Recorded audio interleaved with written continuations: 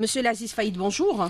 Bonjour madame. Alors l'année 2023 sera l'année de la mise en œuvre des réformes budgétaires pour une meilleure maîtrise de la dépense publique. Il faut à la fois assurer efficience et transparence, c'est impératif. D'abord, bonjour chères auditrices, chers auditeurs. Et merci aussi de me donner cette occasion d'expliquer les grandes réformes qui sont engagées aujourd'hui par le gouvernement algérien à travers justement la loi de finances 2023. Et comme vous le savez, la loi de finances n'est qu'un instrument d'exécution de la politique du gouvernement, du programme du gouvernement.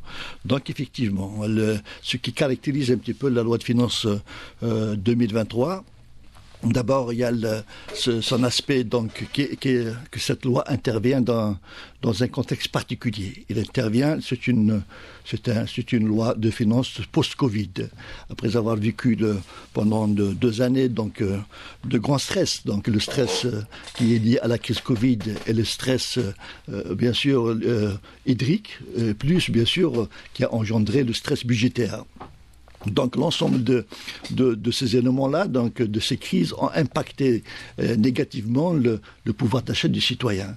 Donc cette loi de finances, dans sa première dimension, qui se veut une loi de finances ambitieuse et volontariste, qui vise justement à améliorer et à atténuer d'abord les effets de cette crise en améliorant les revenus et le pouvoir d'achat du citoyen. Et le deuxième volet de cette loi, bien sûr, c'est la mise en œuvre de la réforme budgétaire. Une très grande réforme budgétaire qui est aujourd'hui considérée comme j'allais dire la mère des réformes économiques et sociales, et qui est effectivement qui va rentrer en vigueur à partir du 1er janvier 2023. Donc en termes clairs, on a fixé les priorités pour amoindrir l'effet de la pandémie du Covid-19 sur à la fois le consommateur et l'économie, monsieur Faïd. Bien évidemment. Effectivement, cette loi de finances vise à améliorer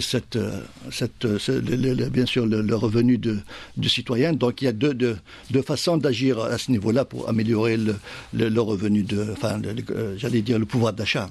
D'abord, intervention directe en augmentant bien sûr les salaires. Donc dans le montant, comme vous le savez, avoisine 395 milliards pour 2023 et 395 milliards pour 2024, plus bien sûr les augmentations des retraites qui sont et de l'indemnité chômage, qui sont prises en charge sur le budget de l'État et qui avoisinent les deux aussi 300 milliards. L'ensemble de ces augmentations représentent approximativement 900 milliards de dinars. Donc l'augmentation, les revenus d'une façon générale dans la fonction publique vont connaître une augmentation de 47%. À partir bien sûr de 2024. Donc c'est quelque chose d'historique. Bien sûr, c'est lié aussi au fait que les salaires ont été bloqués depuis 2008. Depuis 2008, il n'y a pas eu d'augmentation. Donc, avec une relative amélioration de revenus de l'État, donc les pouvoirs publics ont décidé d'augmenter effectivement le revenu donc des salariaux. Et bien ça, bien sûr, c'est l'augmentation directe. Et l'intervention indirecte, c'est continuer bien sûr à soutenir les produits de première nécessité. Donc, bien sûr, il y a ce qu'on appelle le soutien aux produits alimentaires, aux produits énergétiques, aux 3 grandes familles de produits donc soutenus par l'État. Donc, le montant des subventions qui sont prévues par la loi de finances 2023 avoisine 640 milliards de dinars. Sans compter tout ce qui est ce qu'on appelle les soutiens implicites, ce qu'on appelle les subventions indirectes, parce que dans les subventions, il y a les subventions directes, il y a les subventions indirectes. Mais j'allais vous poser la question, quel est le coût global entre les subventions directes et indirectes? Bien sûr, les subventions directes, ce sont les soutiens aux produits alimentaires de première nécessité. Les soutiens indirects, c'est bien sûr la santé, le logement, l'eau, l'électricité. Pour citer que cela. Bien sûr, donc j'ai donné le montant des soutiens directs, donc aux produits de première nécessité, donc qui avoisinent 40 milliards de dinars, donc 400 milliards de dinars, donc c'est destiné à l'OIC, 82 milliards de dinars, c'est l'ONIL, et 38 milliards de dinars, c'est l'huile, c'est le soutien auprès de l'huile. Voilà, donc par contre, bien sûr, ce qu'on appelle les soutiens implicites ont été estimés en 2021, c'est une estimation, à plus de 5100 milliards de dinars.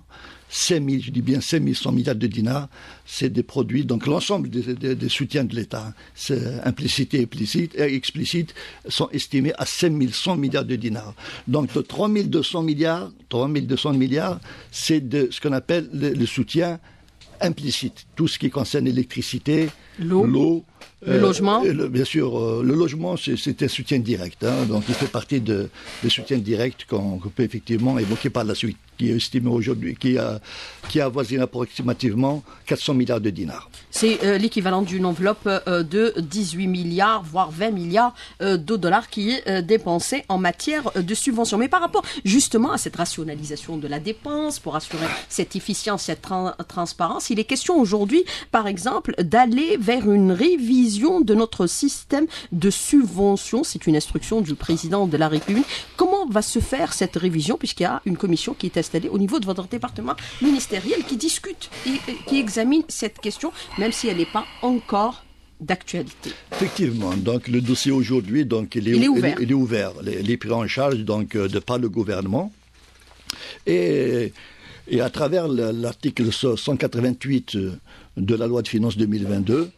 Qui fixe désormais donc le principe de révision de ces subventions et comment y aller de subventions, ce qu'on appelle des subventions universelles, vers les subventions bien sûr ciblées. Donc il ne s'agit pas de comme ça a été rapporté par certains médias, il ne s'agit pas de la suppression de subventions, bien au contraire, il s'agit de le réviser pour que ce sera les personnes qui bénéficient, qui ont de revenus, qui n'ont pas de revenus au cœur de revenus moyens, qui vont bénéficier de ces subventions, contrairement à ce qui se passe maintenant, où c'est les riches, c'est le plus nantis qui bénéficient de ce système de subventions. Donc en termes clairs, on inverse la tendance, comme cela a été préconisé par les experts depuis quelques années déjà, ne pas subventionner les produits, mais subventionner les personnes. Absolument. On va vers cette tendance. On va vers cette tendance. En tous les cas, la tendance est dans ce sens. Mais seulement, donc, il y a une commission technique qui travaille sur ce dossier-là. Donc l'article 188 renvoie à l'installation d'une commission nationale qui sera donc composée par l'ensemble j'allais dire, de représentants des consommateurs, des partis politiques, des élus. Au niveau des assemblées, des élus locaux. Donc cette commission nationale, on attend son installation et par la suite, donc le démarrage, donc le coup d'envoi de cette réforme sera fait au moment opportun par les pouvoirs publics. Mais au jour d'aujourd'hui, il y a une commission technique composée par les directeurs généraux du ministère de l'Intérieur et du ministère des Finances qui travaillent sur ce dossier-là pour préparer les conditions techniques de mise en œuvre et bien sûr de réussite de ce dossier-là, et sachant pertinemment c'est un dossier très très complexe et très sensible. Et bien sûr, il y a consensus sur cette question puisque l'article a été adopté, le 188, dans la loi de finances pour l'exercice 2022. Alors, mais parallèlement, l'État maintiendra ses engagements envers les citoyens et l'économie nationale. C'est la priorité des priorités, Monsieur Faïd, par rapport bien sûr à cette dépense budgétaire, puisqu'aujourd'hui la volonté c'est de s'orienter vers une économie productive avec l'adoption d'un certain nombre de dispositions qui visent aujourd'hui à ouvrir l'investissement national et ouvrir plutôt l'investissement national et international, au niveau national et international. Bien sûr, en tous les cas, la loi de finances, dans la structure de ces dépenses, on en trouve donc des dépenses qui visent à améliorer, bien sûr, comme on l'a dit tout à l'heure, le pouvoir d'achat, bien sûr, et les salaires. Et ça fait partie donc j'allais dire... du maintien de l'activité économique. De maintien de l'activité économique et surtout donc de stabilisation du front social. Et ça, il va de soi que cela va engendrer donc, et j'allais dire, ça fait partie des conditions de la réussite de l'investissement, et surtout réunir un petit peu les conditions favorables. Donc à l'investissement qui va et la réussite de toutes les réformes qui seront engagées à partir du 1er janvier 2023 et particulièrement celles qui sont donc contenues dans le code de l'investissement, dans bien sûr la loi sur l'auto-entrepreneuriat et l'ensemble des réformes qui sont engagées à partir de 1er janvier 2023. Mais quel est le niveau des montants consacrés ou consentis pour l'économie aujourd'hui, Monsieur Faïd, par rapport à la dépense budgétaire globalement? Est-ce qu'on peut avoir un ordre de grandeur ou des estimations? Donc, ce qui est prévu par la loi de finances 2023, donc en autorisation d'engagement, c'est 13 600 milliards de dinars.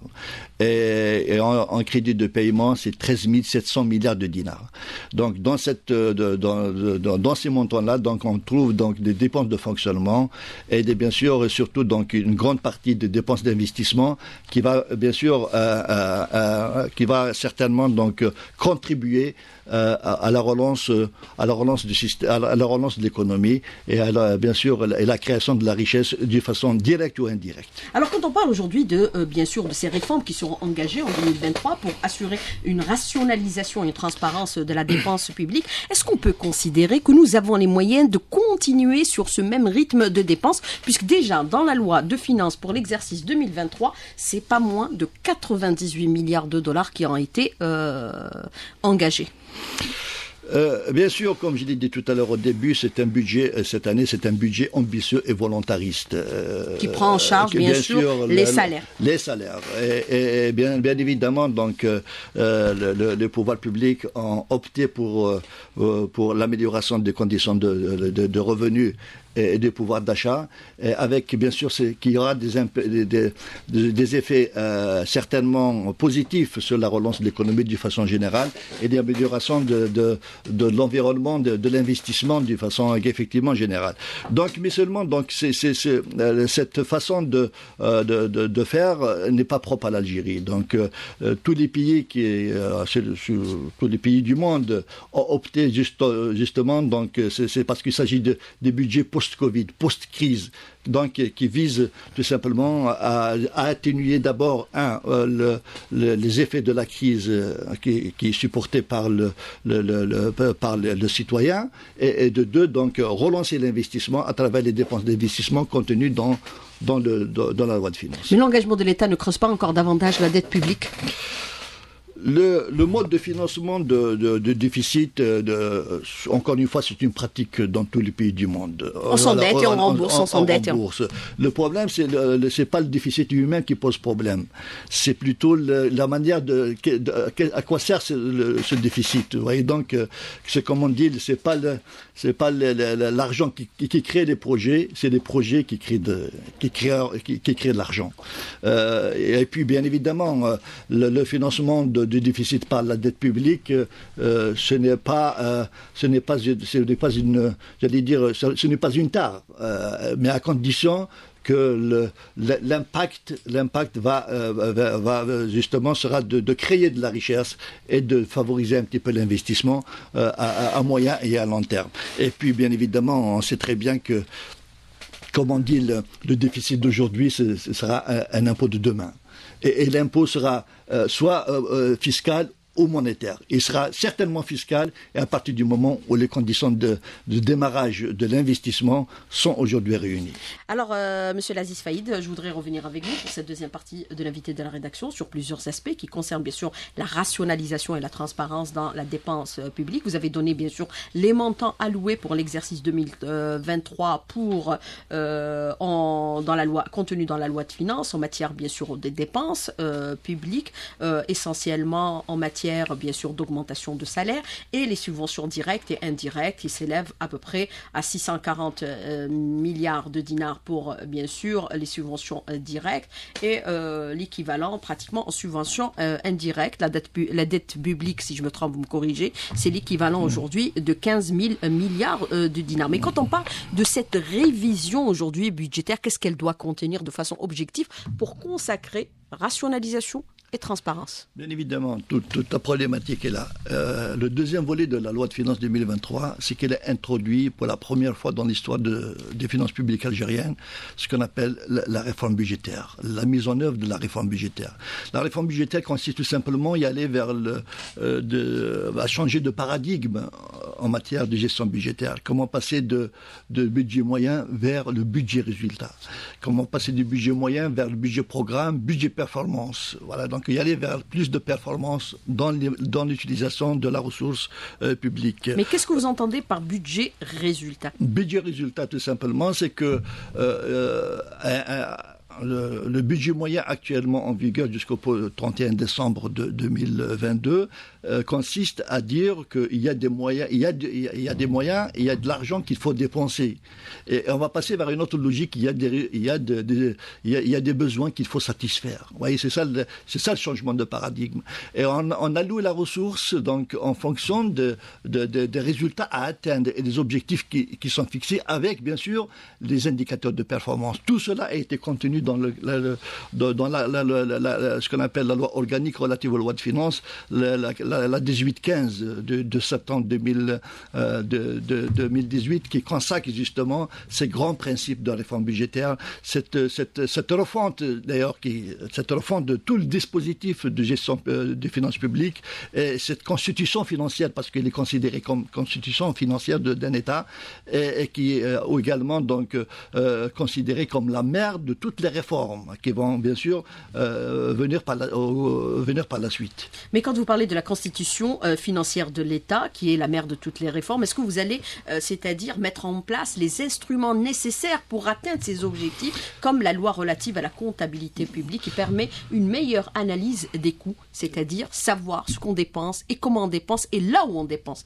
Parce que certains disaient qu'on dépensait par le passé sans compter. Exactement. On se considérait comme riche, mais on n'est pas très riche. Toute la finalité, c'est pas le montant du budget alloué qui importe, mais plutôt c'est la manière de l'utiliser. Comment améliorer la qualité de la dépense publique. Toute la philosophie et toute de cette loi porte justement comment améliorer la qualité de la dépense publique de façon générale. C'est pour cela que cette loi donc, a été suivie par un certain nombre de textes d'application. Il y avait 12 décrets donc pris en application, et plus la loi sur la comptabilité publique. Aujourd'hui, à partir du 1er janvier 2023, la manière de gérer le budget est complètement différente de celle qui a été en vigueur jusqu'au 31 décembre 2022. Donc l'entrée en vigueur de ce dispositif, bien sûr, s'accompagne de la mise en œuvre des instruments, comme vous le dites, et de toute la mise en place de la mécanique nouvelle de cette réforme budgétaire. Donc il y a 12 textes, 12 décrets, et la loi sur la comptabilité publique, et plus, bien sûr, ce qu'on appelle, il y a 13 circulaires d'application qui sont aujourd'hui, bien sûr, sur le site de la DGB, qui sont tout le monde peut voir et peut visionner et peut consulter au niveau sur ce site. Mais est-ce que c'est mis en œuvre déjà? Bien évidemment. C'est applicable ou en attente d'applicabilité? Et à partir du 1er janvier 2023, l'architecture budgétaire, je dis bien la nouvelle architecture du budgétaire est mise en place. Si jusqu'à 31 décembre, voilà, la nouveauté aussi, c'est que jusqu'au 31 décembre, il y avait deux nomenclatures budgétaires, la nomenclature de fonctionnement et la nomenclature de dépenses d'équipement. Bien sûr, dans l'origine remonte à une histoire récente de notre pays, parce que à un certain temps, les dépenses d'équipement ont été élaborées par le ministère du Plan et les dépenses de fonctionnement ont été est élaboré par la direction générale du budget dépendant du ministère des Finances. Mais après la fusion des deux structures, à partir du 1er janvier, on est parti vers la globalisation des crédits. Donc chaque ministère aujourd'hui, il va avoir son portefeuille de programme. Et de son portefeuille de programme, aujourd'hui, la loi de finances de 2023 a consacré 50 portefeuilles de programme. 33 pour les ministères et 13 pour les institutions dites administration. Les autres institutions telles la Cour des comptes, la Chambre,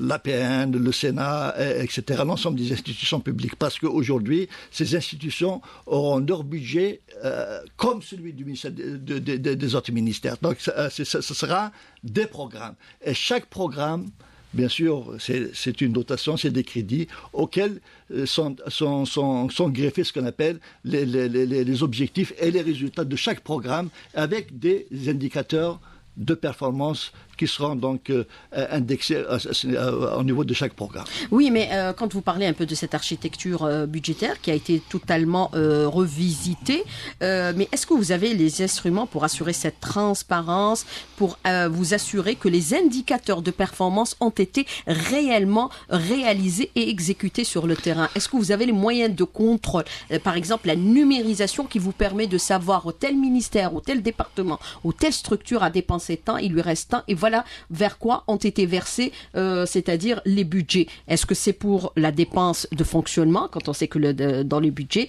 la dépense de fonctionnement représente pratiquement 90% des montants alloués, ou vers l'équipement, c'est-à-dire la réalisation des infrastructures nécessaires pour le développement du pays? Toute la finalité de cette réforme, justement, vise à aller vers cet objectif. Vous êtes dans l'ère de la numérisation, parce que le président de la République n'était pas très content de l'évolution des choses au niveau de votre département ministériel. Tout à fait, donc on y adhère totalement.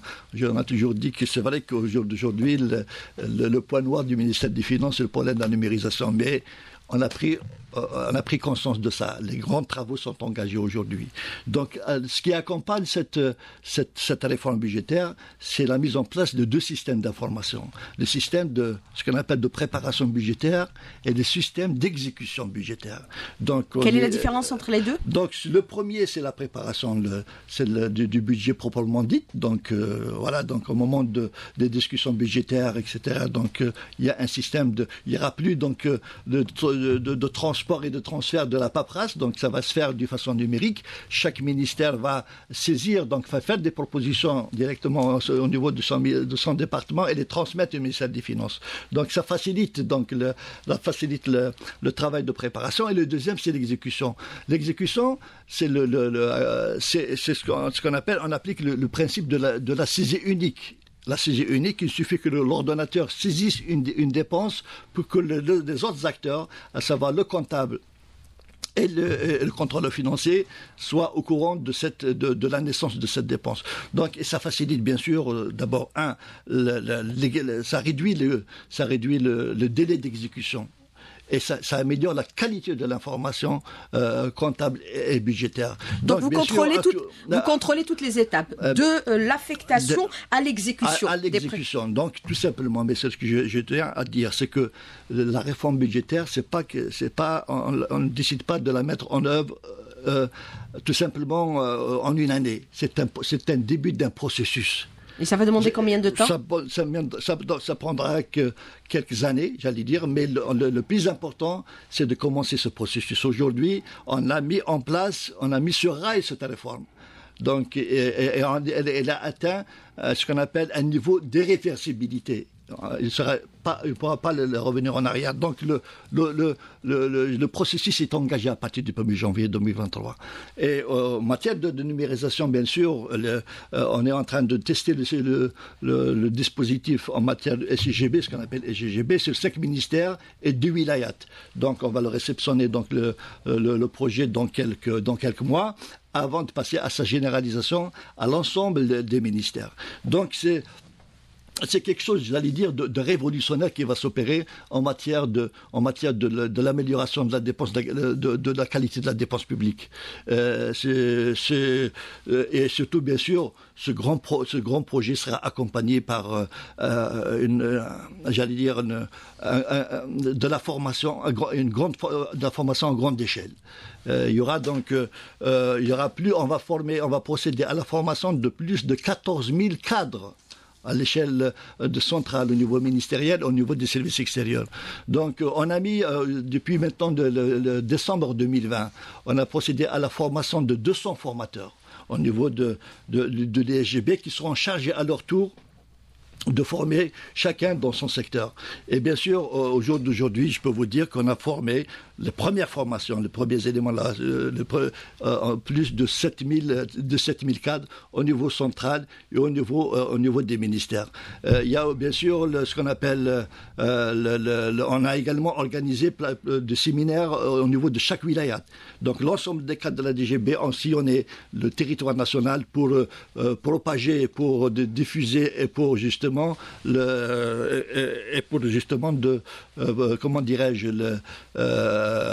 former et informer l'ensemble des cadres, l'ensemble des acteurs de la dépense publique, à savoir l'ensemble des ordonnateurs, l'ensemble des comptables et l'ensemble des contrôleurs financiers. Pour être tous au même niveau en matière d'information. Alors, il y aura aussi la révision du Code des marchés publics et la loi partenariat public-privé prochainement. Bien évidemment, tout prochainement. D'abord, effectivement, c'est des grandes réformes. Comme j'ai dit, la loi organique relative aux lois de finances est la mère des réformes et sur laquelle s'intègrent d'autres réformes qui s'imbriquent harmonieusement pour constituer un véritable socle de démarrage économique. Bien sûr, il y a la loi sur les marchés publics qui a été examinée, le premier examen au niveau de l'Union du gouvernement et qui est programmé effectivement pour le Conseil des ministres. Au niveau des conseils des ministres, au niveau des deux chambres du Parlement. Et c'est celle-là, donc, je peux vous dire aussi, donc, qui va améliorer sensiblement la qualité de la dépense publique à travers, bien sûr, la meilleure transparence, une meilleure lisibilité et une meilleure traçabilité de la dépense publique. Et à partir du mois d'avril, Inch'Allah, il y aura ce qu'on appelle l'entrée en vigueur du portail électronique des marchés publics. L'ensemble des marchés publics trouvant transiter par ce portail électronique. Pour assurer la transparence. Pour assurer la transparence. Mettre fin aux pratiques antérieures. Exactement, et mettre fin aux pratiques antérieures. C'est ça la nouveauté qui est aujourd'hui donc qui va entrer en vigueur à partir du mois d'avril. Bien sûr, il y a aussi le PPP. C'est un gros projet également. Donc, partenariat public-privé. Partenariat public-privé. Le dossier il est examiné au niveau du gouvernement. Il est programmé en Conseil des ministres, ce qui est également programmé au niveau des deux chambres du Parlement. Et ça fait plus de 10 ans qu'on en parle, aussi bien pour la révision du Code des marchés publics que la loi sur les partenariats public-privé. Alors, ce qui est relevé aujourd'hui, c'est qu'on a clôturé tous les fonds spéciaux qui étaient alloués à certains départements ministériels. Le fonds de régulation des recettes des hydrocarbures également, alors qu'on est en situation d'excédent de recettes d'hydrocarbures, des revenus des hydrocarbures.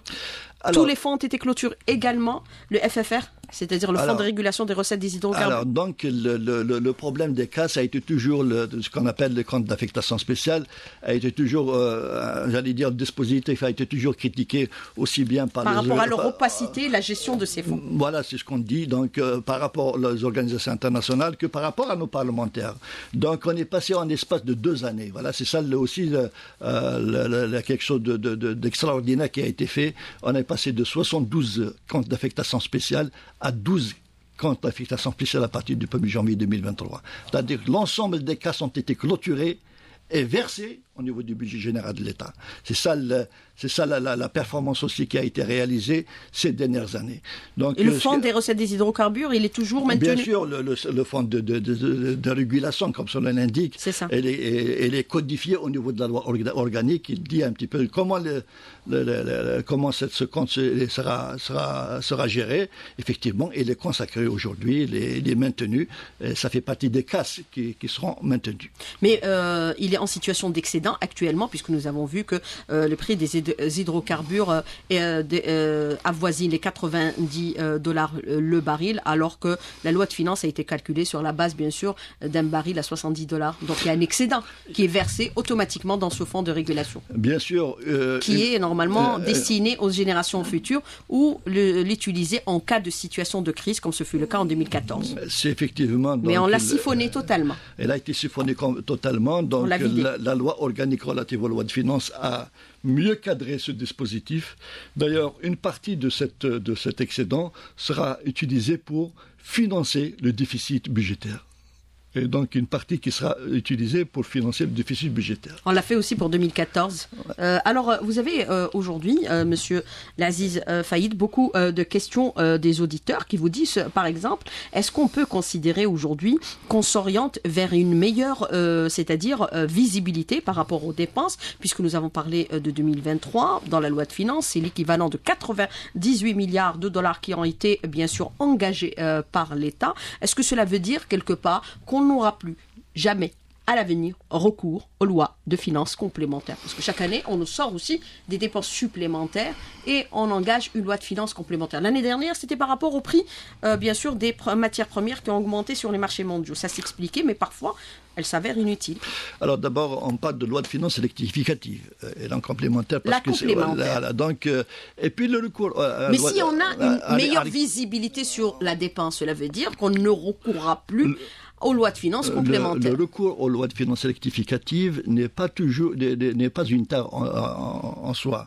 Parce qu'on peut y aller vers une loi de finances rectificative rien que pour une mesure fiscale. Dans beaucoup de pays, ils ont 5-6 lois de finances rectificatives. Le fait de changer, de modifier un article de loi de finances relatif à une taxe, à un impôt, on peut y aller vers une loi de finances. Maintenant, le recours à cette loi de finances rectificative n'est pas systématiquement lié à l'augmentation des dépenses. On peut y aller vers autre chose que l'augmentation des dépenses.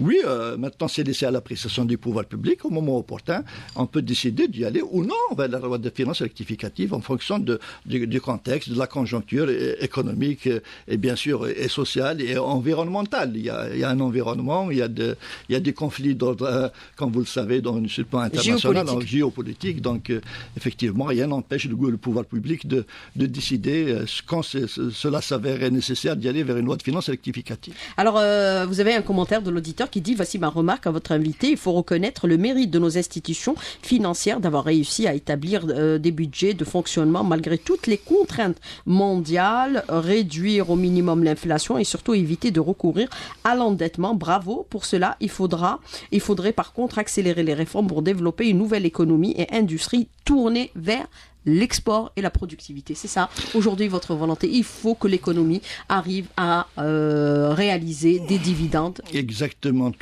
Pour sortir un peu aussi des recettes des hydrocarbures qui financent toutes les lois. Comment sortir de la dépendance des hydrocarbures, la rente pétrolière. Toute la problématique est à ce niveau-là et à laquelle, effectivement, tout le dispositif qui est mis en place répond à cette préoccupation. Et je rappelle tout simplement que la réforme en elle-même, qui vise justement cette performance à moyen et à long terme est accompagnée par un certain nombre de dispositifs qui consacrent ce qu'on appelle ce principe de meilleur contrôle de la dépense publique, d'un meilleur suivi de la dépense publique. Sachez que, par exemple, la loi de finances la loi de finances initiale est accompagnée par un rapport de ce qu'on appelle de planification et de priorité, le RPP. Le rapport de planification et de priorité permet donc d'avoir une meilleure visibilité sur les politiques publiques à moyen terme et surtout prioriser donc la dépense publique. Et à la fin de chaque exercice, la loi de règlement budgétaire va avoir sa signification. Il ne sera plus un document comptable comme c'est le cas actuellement. Mais la loi de règlement budgétaire se sera accompagnée également par le rapport ministériel de rendement. Chaque ministre doit rendre compte auprès de la Chambre parlementaire comment est utilisé l'argent qui lui ont été voté et octroyé par la loi de finances, et bien sûr initiale. Voilà un petit peu et surtout maintenant, on a aussi institué ce qu'on appelle un budget citoyen. Ça, c'est une nouveauté. Le budget citoyen, c'est un document budgétaire qui simplifie un petit peu la lecture du budget, qui permet à n'importe quel citoyen de savoir et de connaître comment est utilisé ce qu'on appelle son budget et ses impôts, bien évidemment, parce que c'est lui qui contribue au financement du budget de l'État. Donc en clair, on est dans l'ère de la transparence, on a tiré les leçons de nos erreurs antérieures. Bien évidemment, c'est ça. Le flou qui gérait la dépense, où on avait des milliards et on ne sait pas, pratiquement ils sont partis. Il n'y a plus de budget des charges communes, par exemple, budget des charges communes qui a été considéré à un certain temps comme une caisse noire est éclaté aujourd'hui. Réellement, donc le budget des charges communes, on en trouve des crédits qui sont affectés aux institutions, l'ensemble des institutions. Les institutions maintenant, ils ont leur budget programme, à l'instar des ministères. Donc c'est le ministère de l'Intérieur qui gère le budget des collectivités.